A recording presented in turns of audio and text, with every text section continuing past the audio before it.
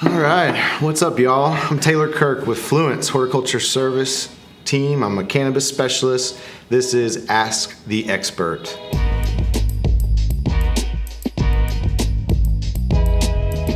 I've been working with Fluence for a few years now and helping growers all over the country and world, really. And what we help them with is kind of what we're going to get into today. A lot of grower questions about lighting, environment, fertilizer choices, things of that nature. All things grow.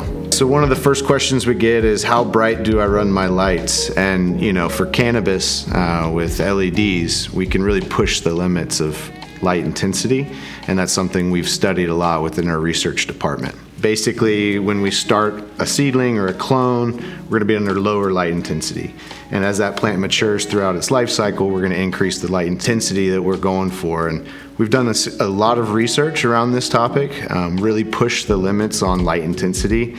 And we've found that cannabis can take up to 2,000 ppfd. That is going to be as bright as the sun on the sunniest day that you would be out there midday, say. The light levels I see most growers using right now in flower, which is going to be where you're running the light at the highest, is somewhere between 1,000 and 1,200 ppfd. But we certainly have growers that are pushing up to 1,500 and even beyond that. But you just got to remember, with those higher light intensities, it gets real tricky managing the environment and keeping the plant healthy.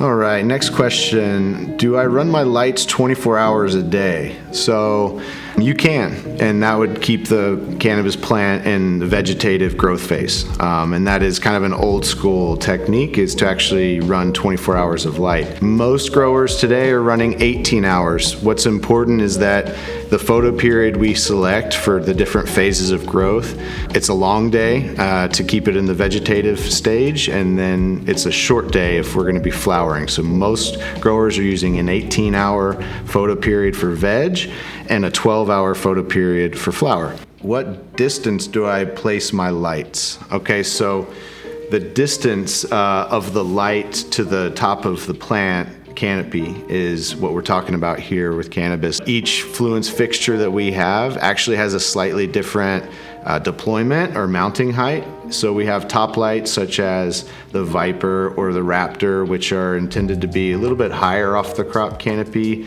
somewhere around 3 to 4 feet. And then the Spider is going to be a closer proximity light, that's somewhere about 1 foot maybe from the canopy. The optimal distance for a Spider is going to be about 8 inches. So it depends on the light that you select, but reach out to Fluence and we can help you determine how high to put your light over your canopy.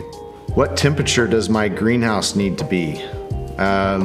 This one's also depending on your location. Now we do have super high-tech hybrid greenhouses that are climate controlled with HVAC systems, but it really depends on your location, and then you're just gonna have to work with the climate that you have. We know that cannabis will slow its growth once it gets too hot, or too cold. So there is like an optimal temperature range here, but anything over 86 degrees is getting pretty stressful and it's going to really slow down the growth. So optimal temperature is going to be in the low 80s, and that's going to be for greenhouse or indoor as well. And next question I got here: what type of soil do I use? Again, this is there's a lot of different factors, but personally, I like soilless mixes, which are cocoa or peat based.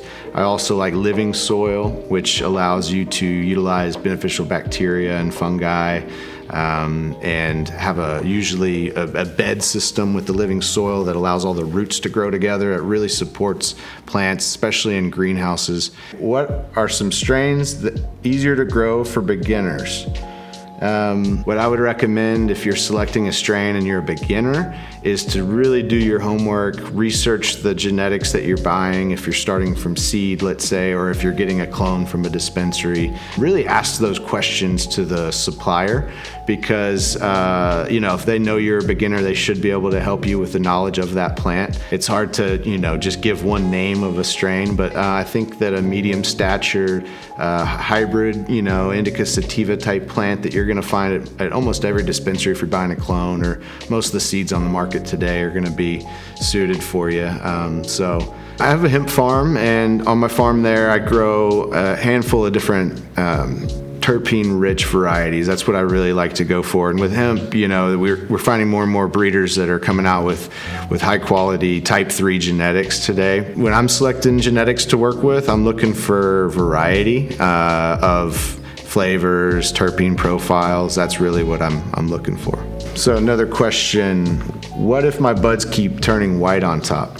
Okay, so what this person's asking about is photo bleaching, what we call photo bleaching. It's the bleaching of the top colas that you get with too much red light in your LED spectrum typically. So it'll happen under HPS2. We see it mostly under the pinkish LEDs.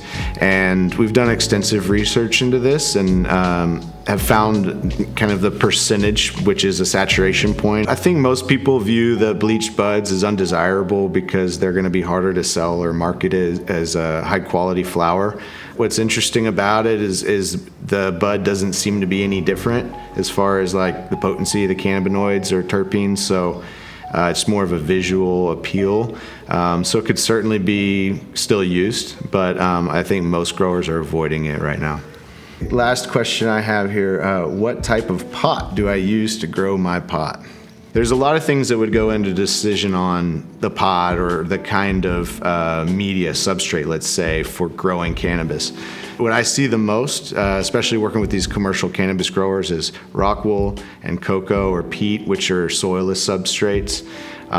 Those are easy to manage and they're very clean as well. Soils are great, lower maintenance. They kind of, depending on what soil you choose, you could go with a very nutrient-rich living soil and water-only kind of methodology, or you can have, what I like to do is like kind of a hybrid of both soilless and living soil. So I'll utilize the microbiology and whatnot that you see as a benefit in living soil, but with a soilless media, and I love that combination. For an indoor grow, I'm gonna 9 times out of 10 go with plastic pots. They're just, from a sustainability standpoint, I want to recycle those pots, bleach them between cycles, reuse them. The fabric pots work as well, but sometimes they don't hold up as long. If I could kind of, summarize it all, really it's, for me, as a grower, it's all about balance. It's not just about how much light do you put on the crop or, a specific soil or water. It's the holistic grow room environment or greenhouse environment or whatever it is. And it's an amazing crop and it's a lot of fun to grow. All right, it was great chatting with y'all today. Feel free to reach out if you ever need anything. And we work with small growers, large growers, and we're here for you to answer your questions and help you be successful.